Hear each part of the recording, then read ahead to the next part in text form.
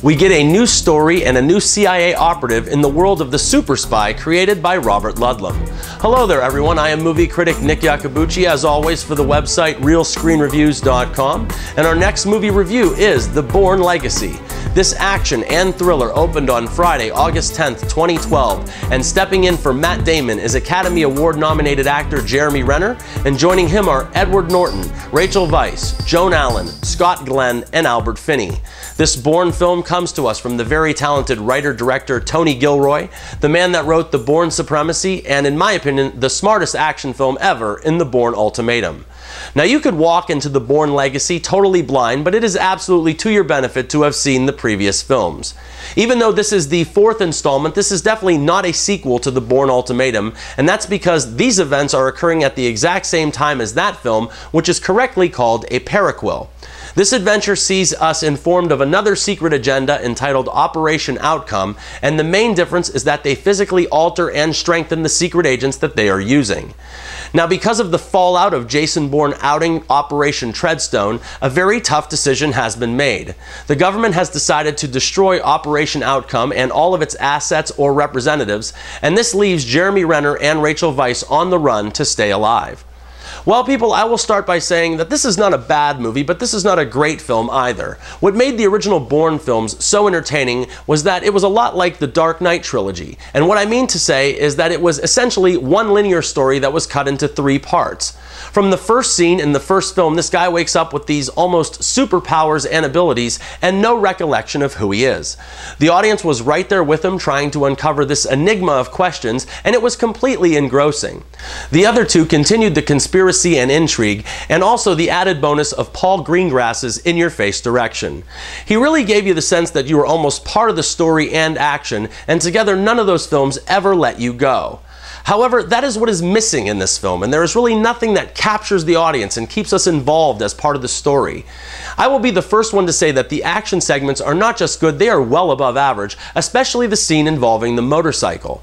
However, I kept questioning if people would even be excited for this film if they didn't keep saying the word Bourne every 5 seconds throughout.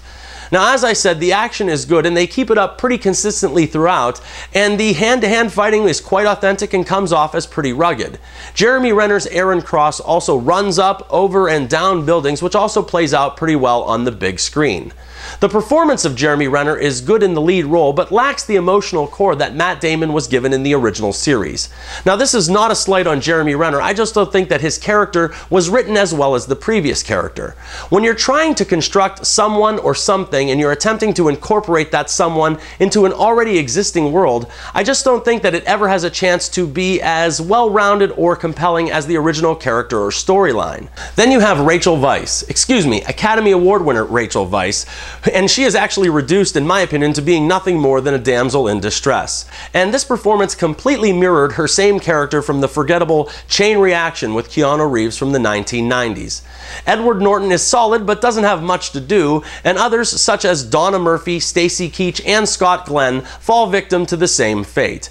The main problem that I did have with The Bourne Legacy is the direction from Tony Gilroy. In attempting to capture the essence or aura of the original trilogy, he has done nothing but copy the style of Paul Greengrass. As I've said before, Greengrass made you feel like you were part of the action, but the substandard editing by John Gilroy, or younger brother of the director, just didn't do it for me. Together, these brothers made Michael Clayton, and that drama was almost perfect in my opinion, but when attempting to combine action and the said drama, it didn't work anywhere as well this time out. The intense action was good but had nothing else holding it together, and the drama was assembled in a below-average manner to say the least.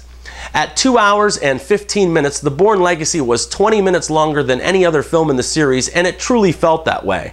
I will once again say that this is not a terrible film, but it does have many flaws both technically and with plot and storyline. My opinion is that this film will be very successful at the box office, but just because it is, that doesn't mean that it's a great motion picture. I would go so far as to say that die-hard action fans will love this film, but those that so admired the strength and intelligence of the other films in the franchise will actually be let down. Another positive is that the locations are beautiful to say the least and are shot very well. I must also compliment the incorporation of this film into the already known storyline of the previous features, but in the end, it just doesn't measure up. Only thanks to the wonderful action segments, Nick's Real Screen Review is a better than average 2.5 stars out of 4, and that's for Jeremy Renner taking up the reins from Matt Damon in The Bourne Legacy. And remember people, I'm not always right, but only when it comes to the movies, and thank you for your attention.